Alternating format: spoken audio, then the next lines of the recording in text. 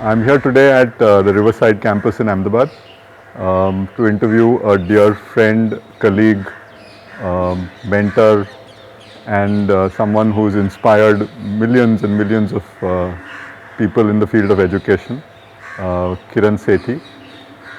Kiran and I go a way long back.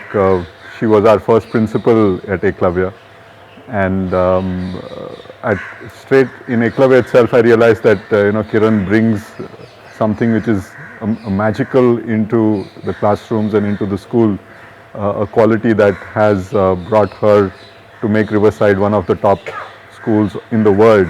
And I think India is proud to have a Riverside in the country.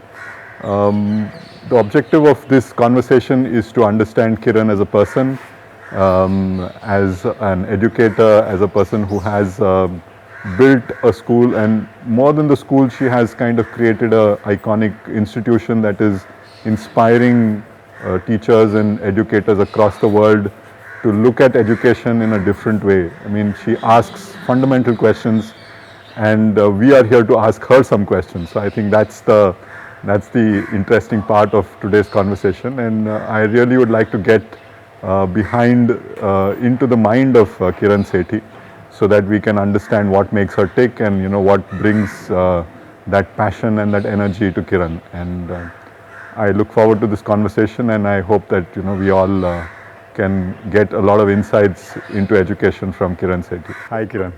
Hi Sethi. It's absolutely a pleasure to talk to you always. This whole conversation series is with leaders of schools across the country, hopefully across the globe. The questions that we want to ask are, where are we and how did we get here? What are we doing to help our children get into the 21st century? What have been the successes? What are the things that are still to be done? So before I get into all that, I wanted to ask you, because I know you, but I think we need to get people to know you better. So you're a designer from NID. From NID, you did restaurants, you're like a hardcore designer doing amazing design work. A lot of your design work is visible in Ahmedabad, and I think in the rest of the country and the world also. So how did the shift happen to education? I mean, I had absolutely no plans to start a school or any of that. I loved what I was doing. I was having a life of leisure as well. if anybody in my school also would ask, Kiran, what do you want to become? Not a chance anywhere in the world a school would have appeared, right? But I think what I always enjoyed doing was working with children. I remember before I had Rag or jazz, my friends had a lot of children and young ones. So I was a cool aunt, kind of a thing. So they would all come home, and over 2 days I would get them to do performances, and we would do some theatre and skit and everything. I realized possibly that I had a good connect with kids. But that was pretty much it. But I think when I became a mum, I don't know whether my interest in education, but the fact that my responsibility to the space came up suddenly. That didn't become children going to school, it became my son and his experience. And I attribute design thinking and my time at NID to give me the confidence that finally choice is you. You are the choice you've been looking for, right? You are who you've been looking for. So when I experienced that moment with my son going to school, something clicked inside you. I think I became very fierce overnight. I kind of said, yeah, this can't be it. Yeah, this is not how it's supposed to be. This can't be it. Yeah. And not that my son was having a bad time. I think that's the real worry. I don't think they know it. As young as 5 and 6, they don't know. They don't know any better. They don't know any better. But you see them starting to choreograph their way to stay out of trouble. All those things that are so inherently not what their natural story should be.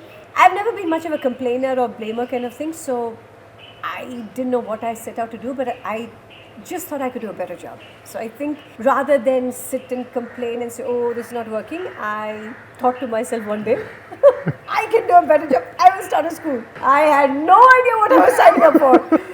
But yeah, it was that moment that this is not good enough.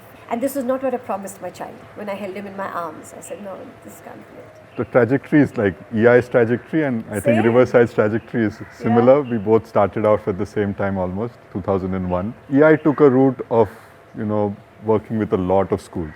I think it was our Eklavya experience that kind of gave us that picture.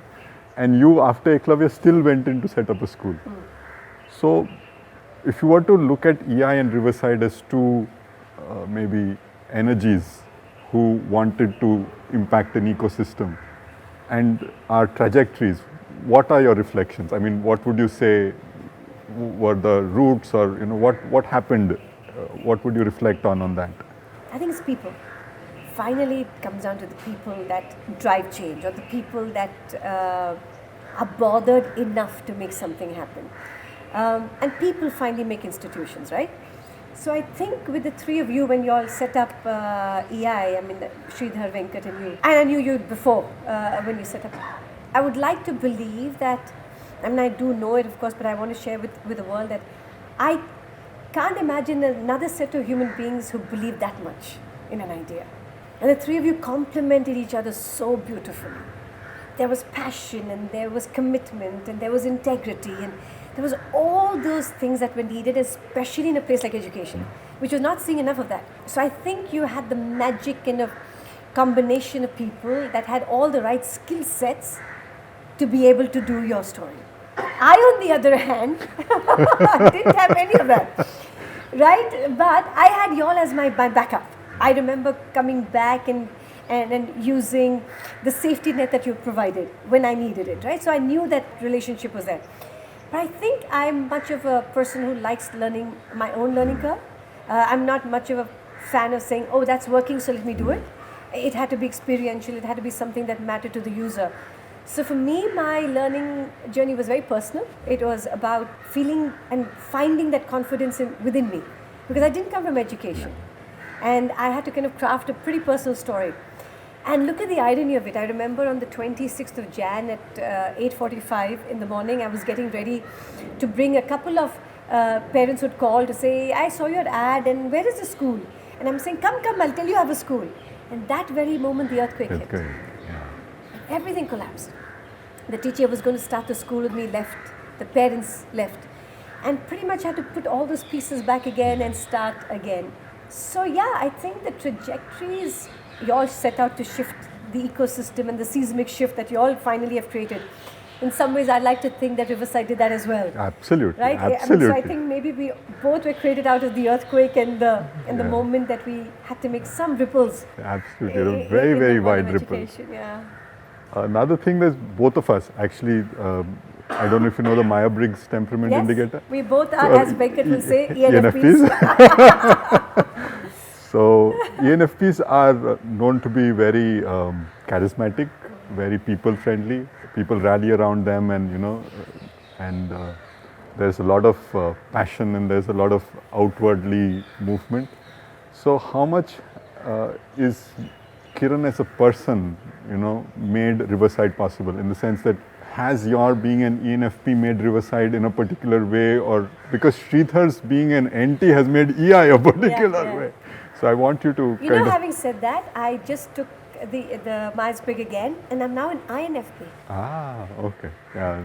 It's but still, you're an NF. I am still, NF is still an NF. It needed this personality. Yeah. I think it needed this insane amounts of optimism. Yeah, absolutely. Because it's a tough place, right? And it's a place you're navigating. And coming from design background, maybe the luxury of not having any rules to fall back on, because I didn't come from education, allowed me such a huge canvas to explore. Does my personality or the ENFP matter? Yes, I think it allowed for people to have confidence in a complete newcomer. Maybe the idea to inspire faith in a set of parents to say, listen, come, give me your children, I will do well by them, I will do right by them. Maybe needed this personality as well, right? And subsequently needed a team to believe. So to rally a team behind a vision that was uncharted and we didn't have any precedent that we could look at and say, we're doing a school like that. We were creating that like that idea. Maybe it needed somebody who smiled a lot as well. That's I true. keep saying, yeah, people don't smile anymore. And in some way, it draws confidence in a people which are setting out to do something that is, we don't know. Yeah. And just imagine if I was dukhi all the time and saying, yeah, mere ko nahi malum and all that stuff. So it wouldn't have helped, right? Yeah, maybe it helps to be that front face for an idea. But you need to eventually, of course, back it with deep depth. You can't just The ride personality on that. is not enough. Yeah. Personality. That I learned very, very early on, that finally you have to dig really deep. And you have to build the strength from within to be able to express it externally. So that then 18 years have been spent just pretty much doing that. Absolutely. What we have seen, what I have seen Riverside, both as a friend, as a colleague, as an admirer and as a parent, I have seen that the energy of this place is magical. There is something magical about this. That magic it's not restricted to a few people. It's just got into everything. I mean, the support staff, the drivers, everybody just, vibrates at a very high frequency. And I have visited myself at least 500 schools, 1,000 schools I have been to in India and abroad. And somehow they're just doing something which is predictable. There is safe and there is this, they're doing what people want. They're doing what parents want.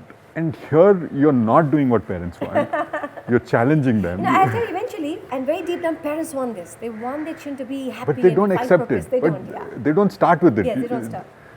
And so you're going against the tide, and you're doing something magical. So help me break this down. I mean, how is this? Because one, when you're going against the tide, you get tired, you get, frustrated, you get anxious, you get, nervous.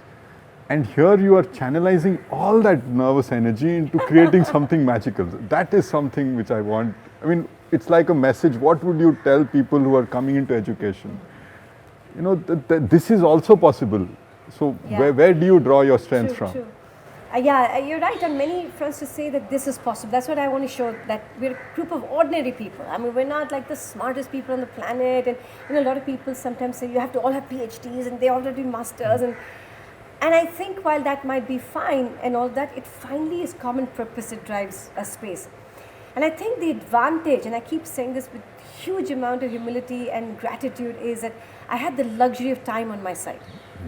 At no point was I rushing and fast forwarding the journey of growth. So I had the luxury of doing it a step at a time. I always recommend that cultures are built slowly. Roots have to have time to to build roots, right? Those seeds have to be planted. And the speed of growth or the speed of change is not necessarily the right sort of pace to understand what is needed. So I grew it a year at a time. And then therefore what happened was that the team was built a year at a time. So additions to the team were just two people more. For at least the first 5 years, you have a majority of the people who've seen the first stories. Typically what happens is most schools start to be financially viable till 8th grade or till 7th grade, right? And then what happens, you're always worried about the exit exams. And so what's happening in... That's driving. And then you're always on repair mode. You're not preparing kids, you're always on repairing. And then you don't have the luxury of innovation and creativity, because suddenly the end comes so looming near that you're just teaching to the test. Once you get into that mode, man, it is very difficult then to shift that, because that is the easiest place to be. And you start getting results, whatever they call it, very quickly. Then why should I change anything? Why fix it when it's not broken? Fix it, right? So I think we had the luxury of that. And I think in many ways NID played a massive role in the way I understood learning for the first time. I remember walking into NID when I was 17 and I was breathing for the first time. I said, my God, this is what it feels like. When somebody listens to you and listens to you actively, not because in a patronizing manner, it does marvelous things to the mind. Yeah, absolutely. And I was thinking, why at 17 did I get this? Why not at 7? Yeah. So in hindsight, now of course, a lot of the practices I put at Riverside were things that I got inspired, like a scrutiny or a jury system, or the portfolios, etc. They unheard of stuff, but it made such a big impact that you see it in the energy. Of course, the team is just insane. I mean, they're Insane, crazy. actually. And I think it comes from the fact that we're all genuinely first like each other, but we genuinely expect greatness from each other. We're not just saying, oh, poor thing, you're nice, I like you. No, there is an expectation that we are here for a much larger purpose, and our lives matter today. It's been, what a blessing. And my team is, they are absolutely outstanding. So they allow me the complete freedom to then be bold and audacious as well. Yes. That's marvelous of a team. Otherwise, people say, "नहीं यार, ये ये नहीं हो सकता, ये नहीं हो सकता, बोलेंगे, ये." You come with an idea, and now anybody that has an idea and they want to invest in, they bring it in, and the team has that nimbleness and already the mindset that let's try. And now there's a competence in the trying as well. I mean, there's this understanding that there are these ingredients that will come, right? So, innovation is part of the DNA.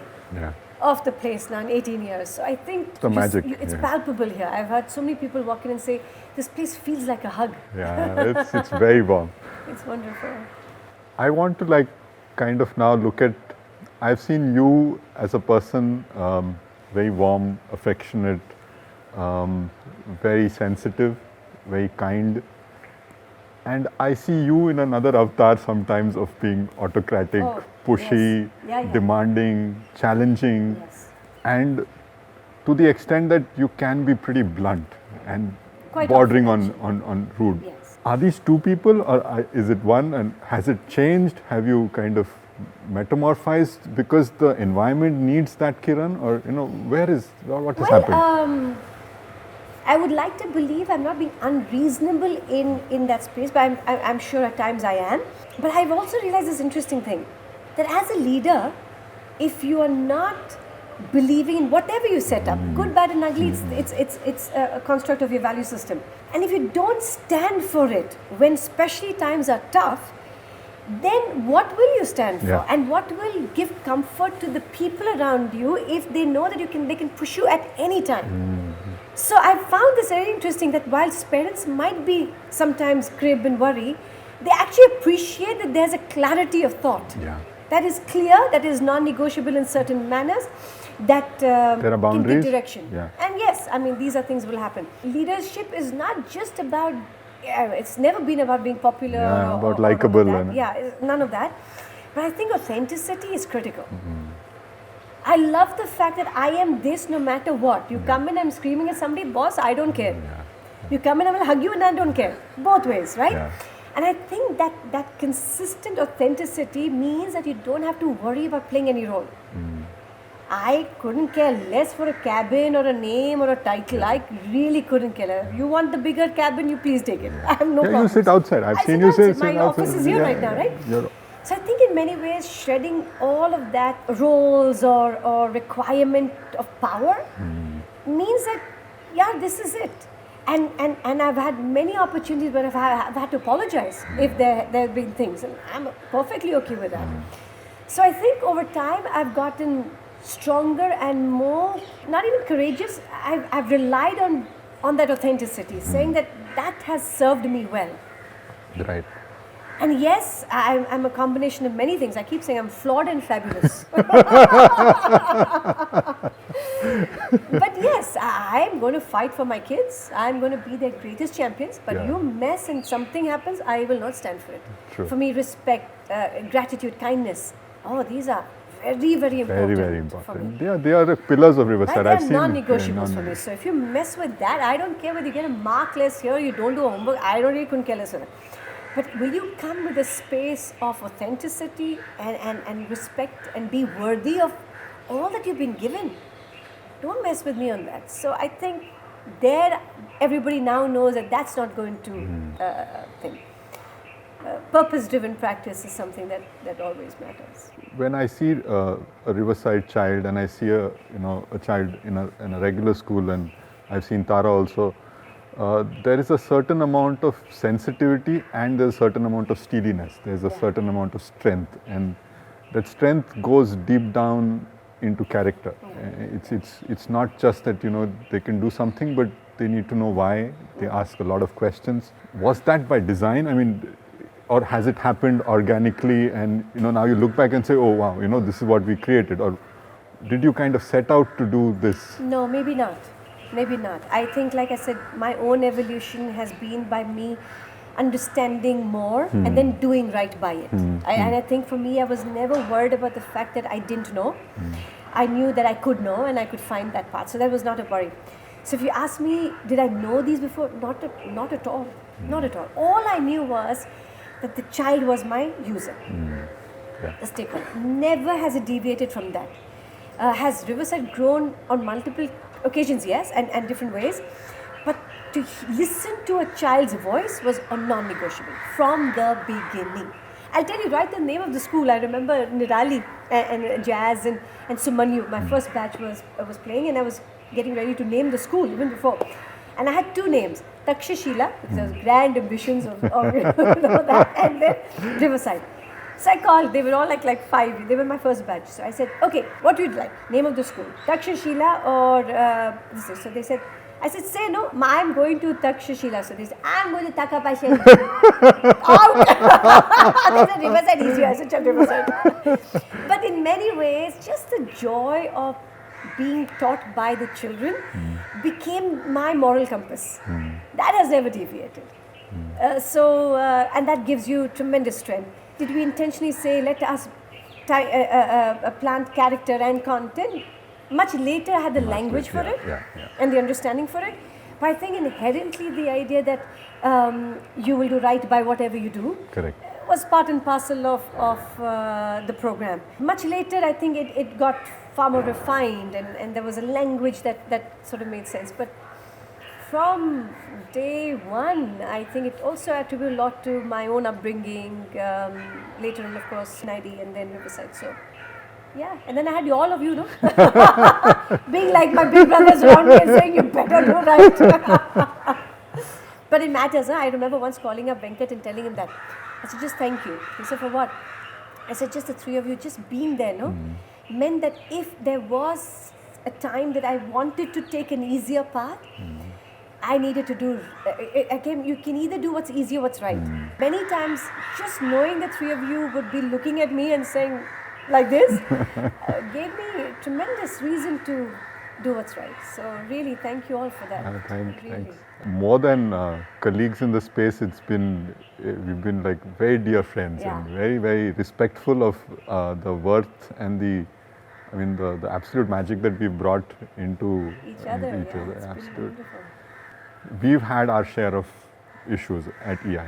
We've grappled with questions related to whether we should be financially successful, whether we should have impact, and between the three of us also there has been that tussle. Have such questions or doubts or insecurities come to you, and how, because three of us fought but we kind of managed it.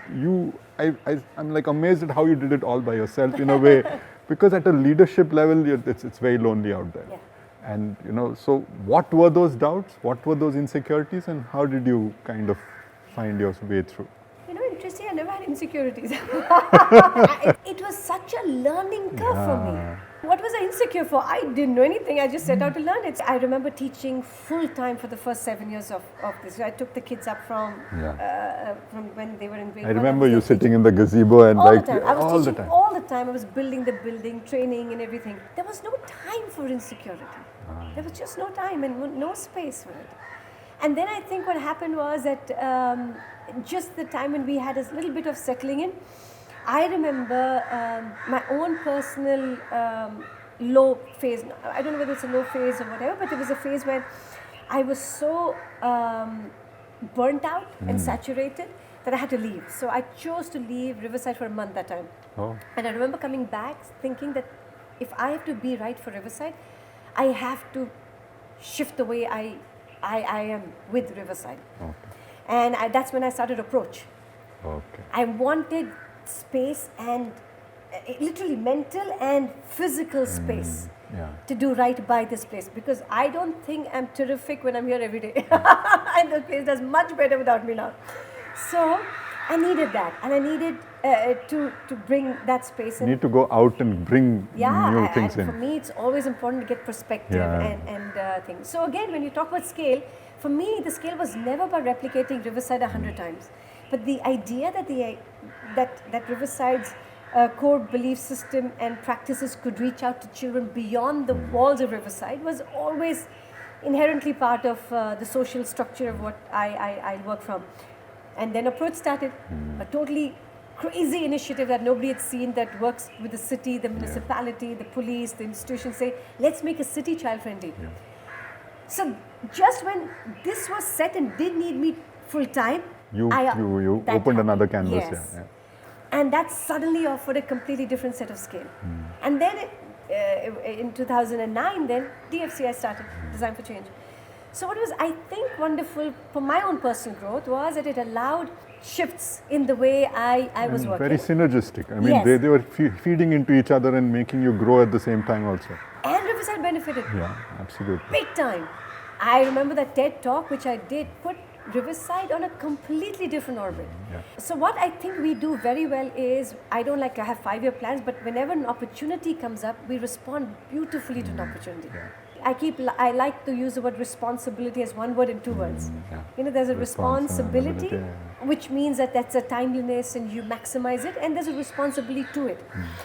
So that's happened, and I remember very distinctly in 2010, I remember that same investor that came to your bought it, and I kind of got angry with him. Anyway, having said that, that year was a conundrum year. The moral responsibility of sharing and going more, and knowing my own personal mind space. I'm not a fan of running multiple things, like, multiple occasions. So Howard Gardner, I met him in Beijing, and I was telling him, I said, Howard, there's this thing, there's a desire that somebody came to me and said, we can do 400 schools, what do you say? And he told me this biggest piece of wisdom I've ever had. He said, Kiran, excellence is also scale. It's not just numbers. And that suddenly allowed me the understanding that that's where I shine the most, and Riverside shines the most.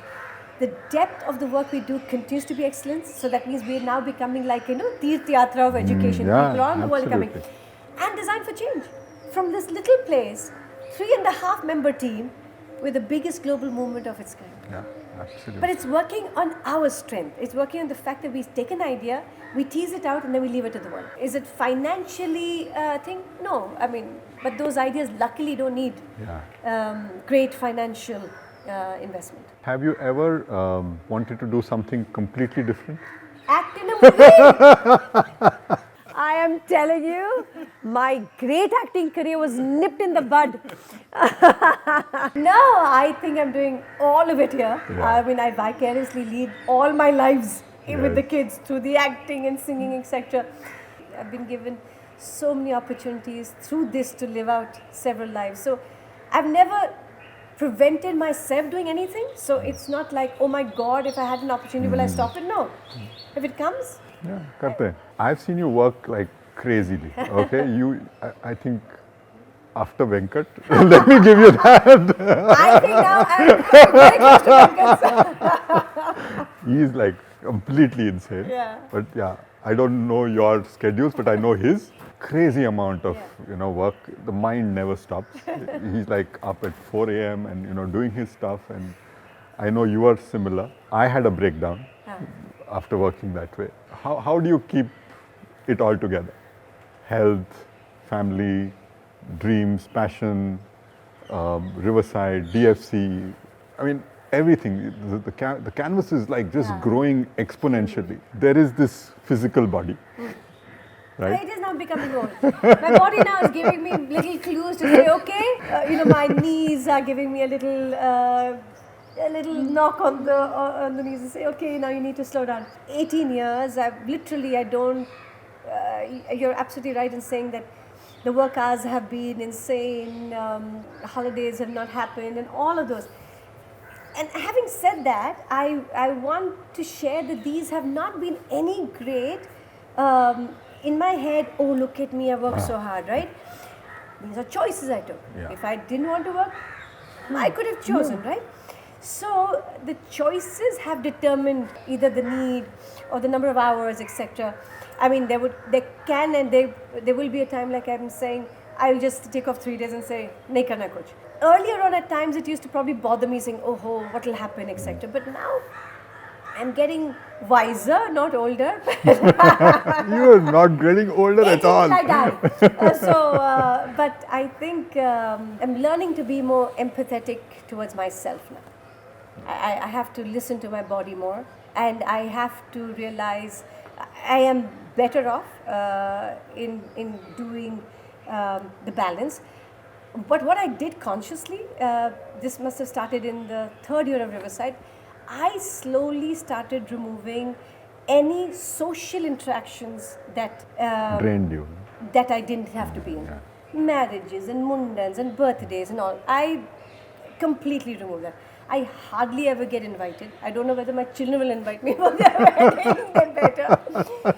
So I've realized work here and family here. In between all the clutter, Nothing. I will not have. I now have the time. Yeah. I have so many people say, yeah, how do you balance? And you ask them, what do you do? Oh, I have to go here also, I have to look at that person, I also have to go party. Your clutter is coming in the way. Everybody can kind of have that little balance if you remove all the other clutter. Is it why you stay on campus also? I stay on campus. I'm so social in the school. Yeah. It's very... That I just have a complete... That's why I'm, I think, an INTJ. You know, I've become a lot more, and I love the time that I have with myself and by myself. So I need that. So done that, and so I find that I have the time for my children, and I have the time for things that matter. As long as my mental faculties and my body aligns, I would love to feel useful to the world, and absolutely. that's about it. I know you don't have 5-year plans. You don't have, you don't look at it. That for me, I have kind of beginning to see a trajectory, but I want to hear it from you, of Riverside without Kiran. Yeah. Initially, like when we started Eklavya and we did this whole Bharat Darshan and we went abroad also, one thing was very clear to us, that the founders should not be the limiting factor to the growth of an institution, and an institution should outlive its founders. That was very deeply ingrained in our DNA, and we felt that we should not get too attached in a way, and we should not be symbolically the life and blood of the institution. There needs to be more. I have seen you navigate, but I want to hear it from you, that what has happened. And Kiran and Riverside were synonymous? Yes. Not any, I mean, not, maybe I cannot say it's completely not, and it's working independently. And I think, I don't even know whether I want to necessarily reach there. I think it'll be the natural evolution. Sure. It's that little garnish that needs now, just to put it, but the dish doesn't need to be dependent on the garnish. The garnish just happens to be bonus if it happens to be there, right? So I think what has happened in the last couple of years, and now more so, is this pullback to physically also distance myself from the space, because I realize that whilst I'm mentally quite easily detached, I'm not one that has huge attachments and stuff like that, so I'm pretty okay that way. But your physical presence in the space makes it aligned to you? Difficult at times, right? So even physically now, I stay away from the school. I don't necessarily enter the spaces anymore. And I love the times when I come to the campus and things are happening and I have absolutely no idea. Those are the best days of my time here. But I have super leadership. I have a really, really great team. And I think the basic disposition to who we are and our value systems now don't need my presence to make it happen.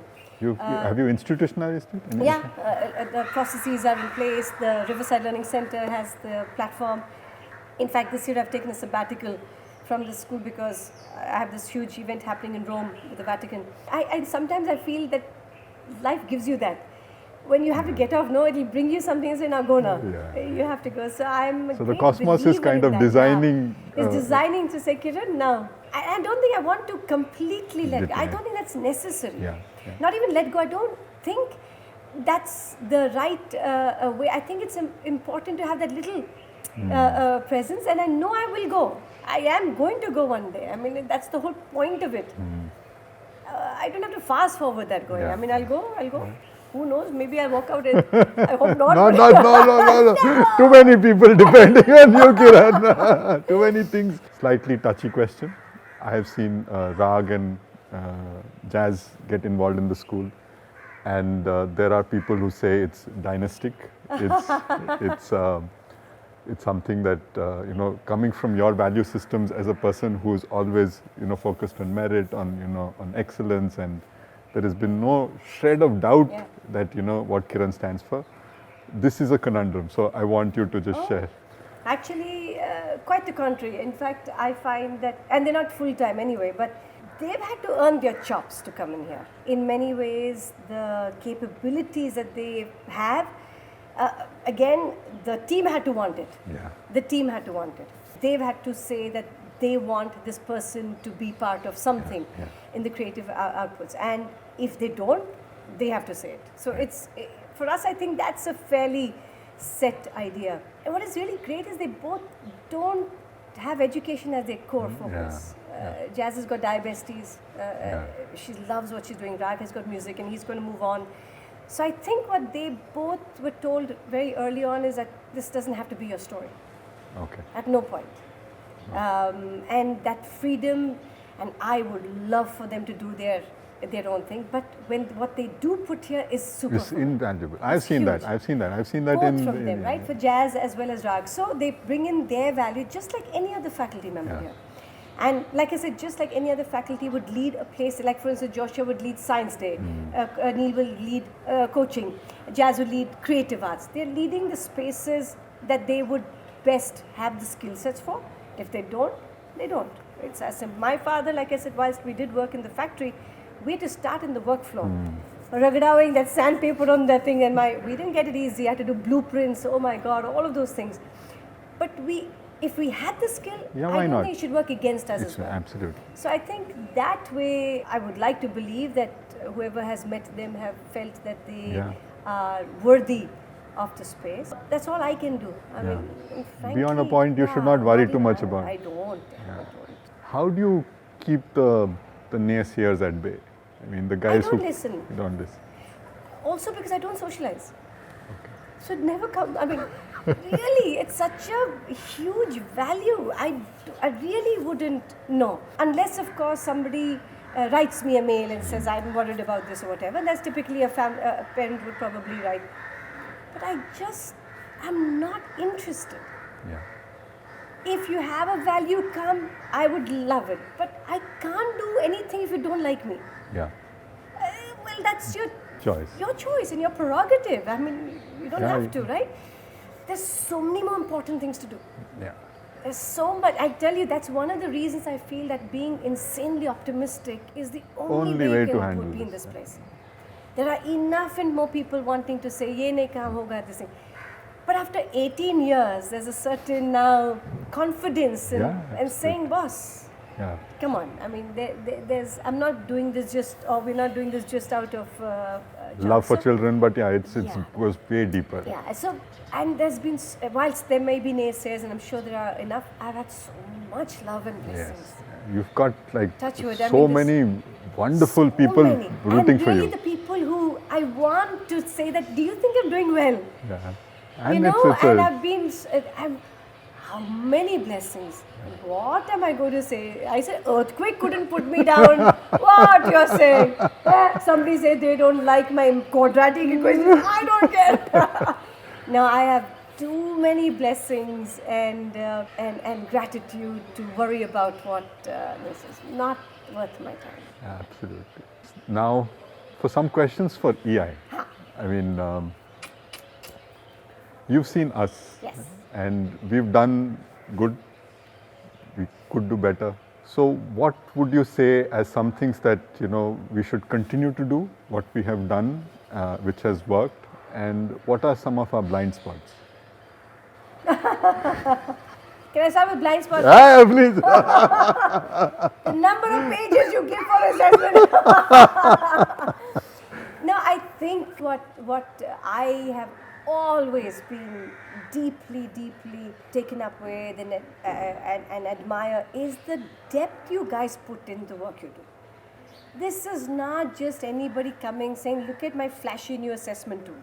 I think the amount of integrity to the work is a non-negotiable. That's totally admirable. And I don't think you'll have it any other way. No, so that's part of the DNA of EI. The only thing that I've learned, and I think this is why possibly things like DFC etc. So incredibly Grown. Like grown, massively. is the simplicity. I'm a fan of that, and I've found that to be true to the user that I've been working with. This is a teacher in the school, etc. Simplicity is not necessarily Less deep. less deep. Only if you really understood something can you make it that simple that it seems, hey, I can do that. Yeah. It's so easy. And then layer it with the depth if somebody wants it. I don't think everybody needs to get the same amount of stuff. So that's what I have learned in the offerings that we have had as well. We have the easy entry, then we have the one who want a little bit more, and you want to have the deeper one. So maybe to explore that so that finally the user benefits from the wisdom that you are sharing with us. So that's the... Do we tend to overwhelm Yes, people? yes. Earlier on even much more. Remember when I came with test? Target Transform. 3T. Mind it. Please tell them I gave you that. Yeah. So for the record, Kiran designed our first brochure and she made it simple. Yes. It was And I a made it disaster. very user-friendly. It was a disaster before. And the little note in the front with the what am I doing? No, but I've had such a great time. But yes, I think we should meet more often. Yeah, I true. think between EI and The Riverside, I think somewhere complementarity. we've reduced that. I would love to have at least one maybe retreat where the leadership from both or the teams from both meet. Absolutely. I think we'll benefit greatly from each other's experience and wisdom. So that's it. Both your product asset is, like I said, widely known as one of the best diagnostic tools that we have. MindSpark, I've given you all feedback in the past. I think that kids have given you all feedback that at times it got a little too dry in its user interface, and I think you're competing with Disney. user interfaces of Disney and Pixar. So I think what y'all have, and possibly in a way what probably a place like Riverside has, is that unrelenting quest to understand how learning happens. Absolutely. What Sridhar calls the science of learning. Yes, and I think that's what nobody can take away. Yeah. Whilst there will be, and which is for me, I mean, there's so many schools pop up every other time, each one promising another thing. I think the confidence I have with the team and in ourselves have never made me scared, because I don't think anybody else is doing that much of unrelenting work in the understanding of children, which you're also doing. Correct. I don't think it's going to ever come in the way. Yeah, I think now with Sridhar doing full-time pedagogical research, I think we are... I keep saying, don't seek approval, seek meaning and purpose. Riverside is very low-tech in a way. Oh yes. It's And- no and smart boards. consciously so. So I wanted you to share, why so? Okay. And what is the logic behind These it? are my understanding. Okay, and I've met people in places where an iPad is put into a child's hand in Key Stage 1. Of course, there's enough research as well, but I'm not even going to look at research that comes in. And I'll tell you how it changed over 18 years. I remember my first 5-7 years, I was actually dealing with children who had never seen tech. So I actually was far more tech savvy then than I am now. Simply because I had a child who came from Kuber Nagar and Sardar Nagar, who'd never gone beyond that. And my whole purpose of life was to show them the world, right? It's absolutely the reverse now. I'm getting children who are assaulted with information, don't have the bandwidth to slow down, think boredom is a problem, want to be entertained all the time. Fundamentally against whatever I believe, where learning has to slow down and be immersive and co-created and look at people's eyes. That's why I believe that at least in the first years, I want learning to happen amongst people, with that social cues that come from, you can't switch somebody off and you have to slow down and there will be people who not agree and you have to figure it out. Am I against it? Not at all. In fact, in Key Stage 3, we have a lot of children using tech for creating original music and publishing their blogs and using it for experiments and research, all of that. But it's coming at a time when They can handle it. Not only handle it, but choices are far more what they are now taking control of as well. But I am seeing that our children are being weighed down by the toxicity of the amount of information they're getting. I see it. So we do a lot of detox time. We just keep the mobile phones saying, no, we're not having. And they come back saying thank you. Yeah, Yet they take it. And I see that challenge that they're going through. I don't want it to start earlier. It's like telling a child that alcohol is bad, but I'm putting this cupboard open, go and have it. We're knowing that's an addiction. And you're yet giving that right in the hand to say, come on, start it earlier. So somewhere, I find that our children, at least for the 6 hours they're here, can here at least be a place of humane interactions. You can go home and probably I don't have that control, but can I at least allow you the opportunity? Yes, people say, but you're in a tech-driven world. Yeah, that's not going to stop them. Correct. They are anywhere in it. But can I make wiser choices? Can we as a group of people realize that can we make choices where the child can just have that little space to understand? It's very ironic that I'm going to gift you a book by Yuval Noah Harris of 21 Lessons for the 21st Century. And I think what you're saying is what he's written. Is it? That is it. What he's talked about is that, we are getting hacked as a race, as a species. And we are being hacked by corporations, by big data, by algorithms. Just about the hacking. Francois Teddy told me, he said there's this lovely book about the hacking of the race by corporations, etc. I wonder if that's the same one. Maybe you're giving me the same book? What for? So what he's also saying is that people need to find themselves, and only by finding themselves will they be able to prevent the corporations from telling them what they are. So the Facebooks and the Amazons of the world will know us better than we are and will tell us who we are. And the only way we can know ourselves is by going deep.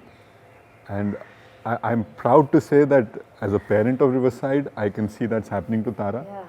And it's happening to every child in this space.